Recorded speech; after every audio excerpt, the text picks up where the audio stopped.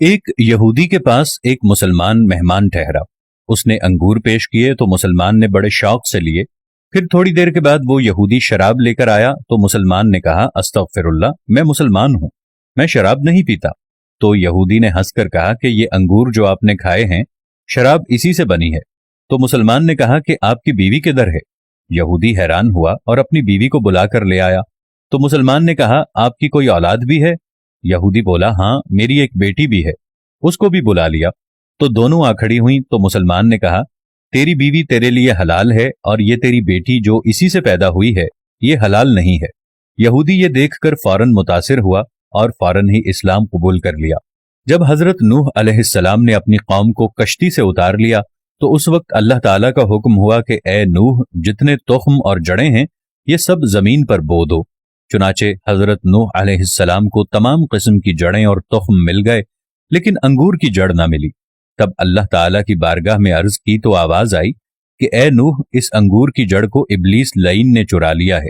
جب حضرت نوح علیہ السلام نے شیطان سے کہا کہ تو نے انگور کی جڑ چرائی ہے، لا کر دو، تو شیطان نے انکار کر دیا۔ حضرت نوح علیہ السلام نے فرمایا کہ مجھے اللہ تعالیٰ نے خبر دی ہے کہ تو نے اس جڑ کو چرایا ہے۔ تب شیطان نے کچھ ہی دیر بعد انگور کی جڑ لا کر حضرت نوح علیہ السلام کے سامنے پیش کر دی اور ایک شرط رکھ دی کہ جب آپ جڑ بولیں گے تو اس کی جڑ کو ایک بار پانی دیں اور 3 بار میں پانی دوں گا۔ حضرت نوح علیہ السلام نے قبول کر لیا اور پھر انگور کو زمین میں بو دیا۔ چنانچہ حضرت نوح علیہ السلام نے 1 دفعہ پانی دیا اور شیطان نے 3 دفعہ۔ شیطان نے 3 دفعہ یعنی لومڑی، شیر اور سور کو مار کر ان تینوں جانوروں کا خون اس کی جڑ میں دیا۔ اس لیے جو شیرینی انگور میں ہے وہ حضرت نوح علیہ السلام کے پانی دینے کی وجہ سے ہے، اور اس میں جو شراب بنتی ہے وہ ابلیس کے پانی دینے کی وجہ سے ہے۔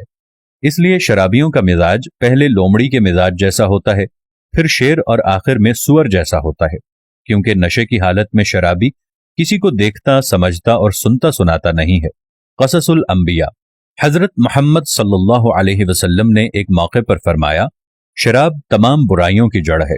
نبی آخر الزماں حضرت محمد مصطفیٰ صلی اللہ تعالی علیہ وآلہ وسلم نے ایک اور جگہ ارشاد فرمایا کہ شراب پینے والا ایسا ہے جیسا کہ بتوں کو پوجنے والا۔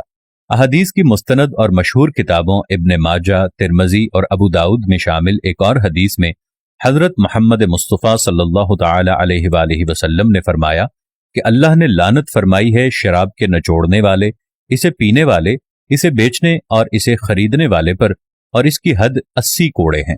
اللہ تعالیٰ تمام مسلمانوں کو شراب نوشی کی لعنت میں مبتلا ہونے سے بچائے، اور جو مسلمان کسی بھی وجہ سے شراب پینے کے عادی ہیں، اللہ ان سب کو ہدایت عطا فرماتے ہوئے ان سب کے دلوں میں اس حرام مشروب سے نفرت پیدا فرما دے۔